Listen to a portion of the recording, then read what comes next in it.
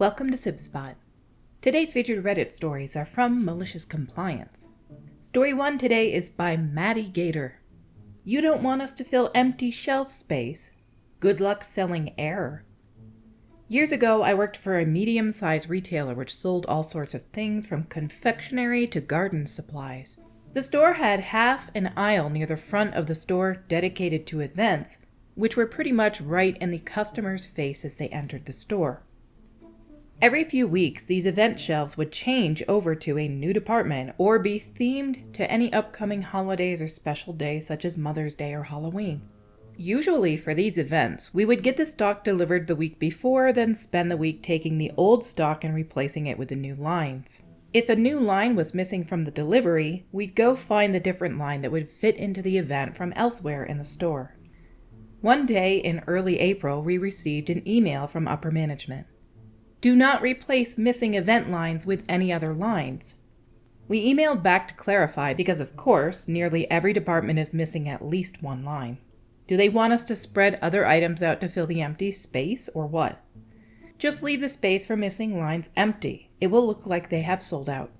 Barely a month later, while preparing for the Mother's Day event, we receive our regular delivery with no Mother's Day event lines. Not one. So we email upper management to let them know that we haven't received any of the event lines. They will come on your next delivery. Do not fill empty spaces. Well, they did not arrive on the next delivery either. We emailed them again, informing them that we still had not received any event lines and heard nothing back, so we decided to do exactly what they asked. We cleared out the old event lines and left the entire section completely empty for the entire 3-week period leading up until Mother's Day. After Mother's Day, during a conference call, a group call between upper management and the store managers for the region, they asked us why we had 0 sales for the event lines and why our sales for the period had dropped significantly. We just referred them back to other previous emails where we told them that we never received the delivery and they had said to not fill missing lines. Cue the most deliciously sweet, awkward silence. After the call, one more email was sent out to everyone. Please use your best judgment when filling missing lines for events. Makes me wonder if this supply issue that they ran into was more than them just not receiving it. I know that there's been shipping and supply issues that have been happening over the past month. Maybe this had something to do with that, too. Regardless, I love that they tried to blame you for not selling anything. And then you were like, well, here's your email where you said not to supply it. And we didn't get the shipment. And we told you we didn't get the shipment. And they're just like, okay then, moving on. Obviously, you guys were doing it the way it should have been done to start, and they want you to use your best judgment in the future, which is what you were doing to begin with. So they just wasted everyone's time. Story 2 today is by GT3 Red. Make me be part of the fault-finding team? I'm gonna find them faults. Most of my stories of malicious compliance seem to come from 3 jobs. This is another from when I was working in IT at the college. It had been decided that the world would be a better place if 2 of our campuses were merged into one. They were only a mile apart and the new site was 3 miles away, so there wasn't a big location issue. Sure, some people had a harder commute, but some got an easier commute. It's kind of equitable when you think about it. To make the new building a rousing success, there would be consultations, and people would be consulted, and everyone would be listened to. Yeah, you know that didn't happen without me telling you, don't you? Each department was to send a representative to the new building consultation group. Despite my best efforts to stay quiet or even absent every time the subject of a mandatory volunteer came up, I got voluntold to go. I, in all my mid-level position glory, was to represent IT. Fine.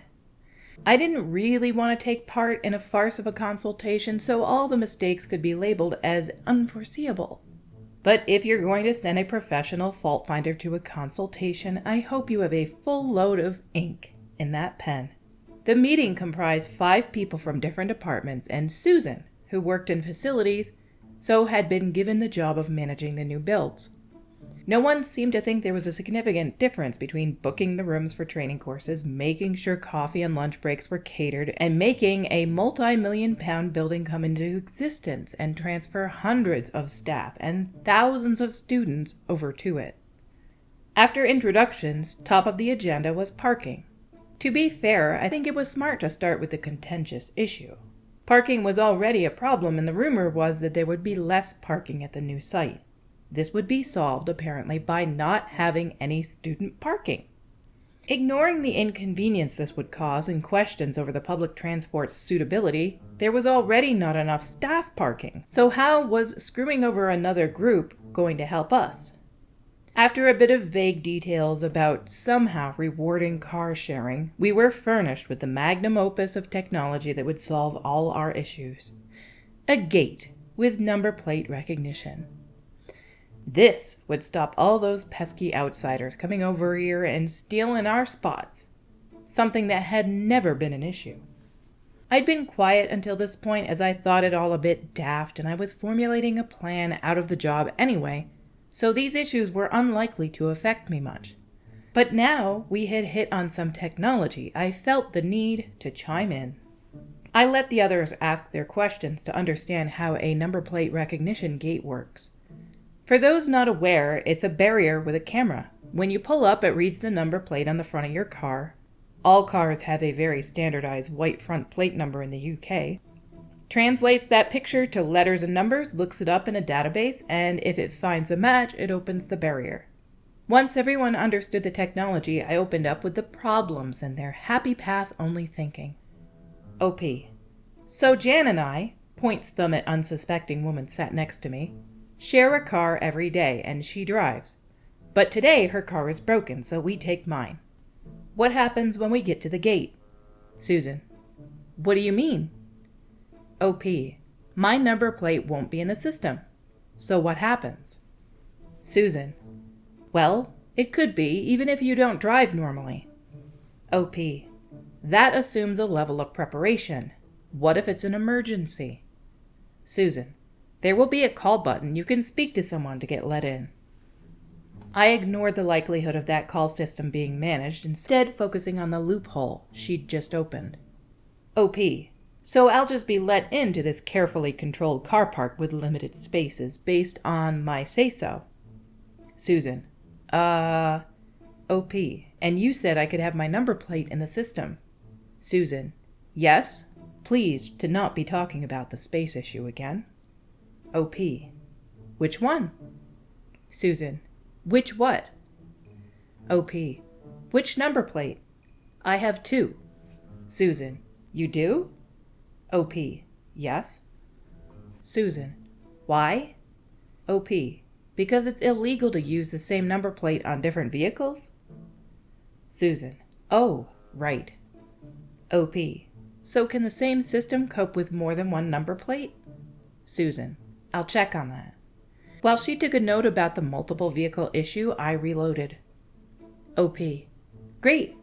What if my other vehicle is a motorbike? Susan. I don't think that will be a problem. OP.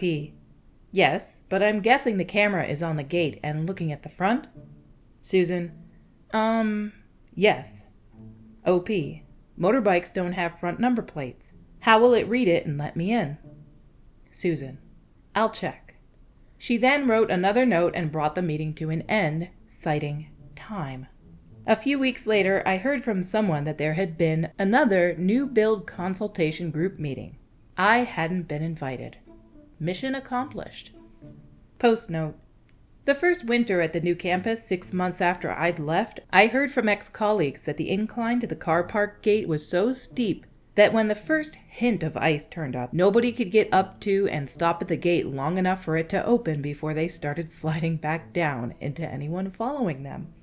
I don't know why you wouldn't want somebody like this that can see the issues and has these questions to come to these sort of meetings. It's like somebody who playtests video games and looks for every single problem that there might be and tries to break the game in various ways and find things that are broken about it that they can exploit so that they can change the game before they release it. It's the same sort of thing. You want to see all these issues. Somebody should be able to look at it and say, this problem, this is an issue, that's an issue.